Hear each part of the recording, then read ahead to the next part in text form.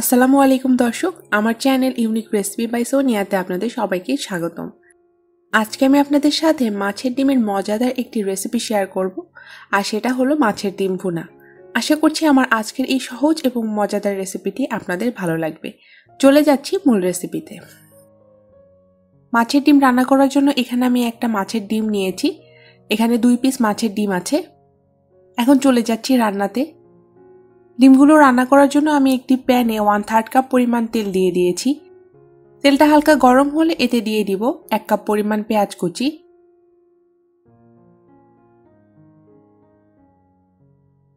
এখন এই পেঁয়াজটাকে আমি হালকা ভেজে নিব।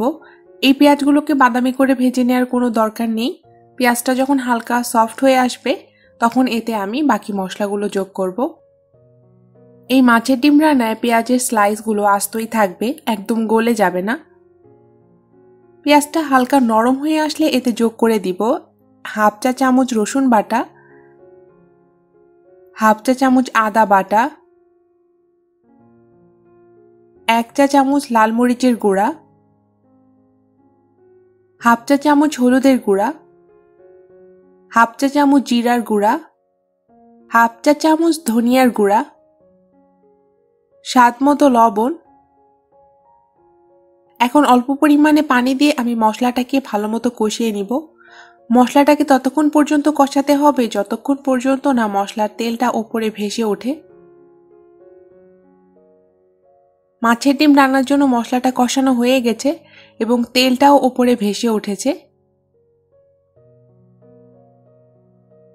ঠিক এই পর্যায়ে আমি এখানে মাছের ডিমটা যোগ করে দিব।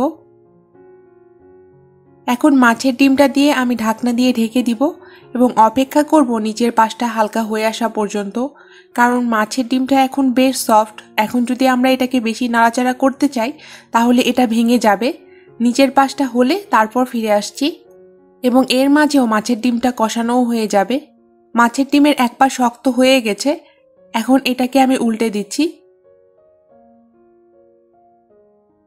এখন অপর পাশটাকেও আমি ঢাকনা দিয়ে মিডিয়াম লো হিটে কিছুক্ষণ কষিয়ে নিব। মাছের ডিমগুলো আমার কষিয়ে নেওয়া হয়ে গেছে। এখন এখানে আমি পানি যোগ করছি। আমি এখানে 3/4 কাপ পরিমাণ পানি যোগ করেছি। আমি মাছের ডিমগুলোকে একটু স্লাইস করে কেটে নিচ্ছি। আমি এক একটি মাছের ডিমকে 3 ভাগ করে কেটে নিয়েছি। দিয়ে দিচ্ছি কয়েকটি ফালি করা কাঁচামরিচ। ঝালটা ডিপেন্ড করবে টোটালি আপনাদের পছন্দের ওপরে।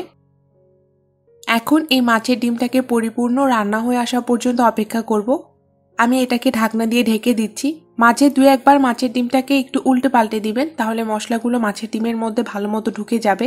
মাছের ডিম রান্নাটা আমার প্রায় হয়ে এসেছে। দেখতেই পাচ্ছেন তেলটা সম্পূর্ণভাবে উপরে উঠে এসেছে।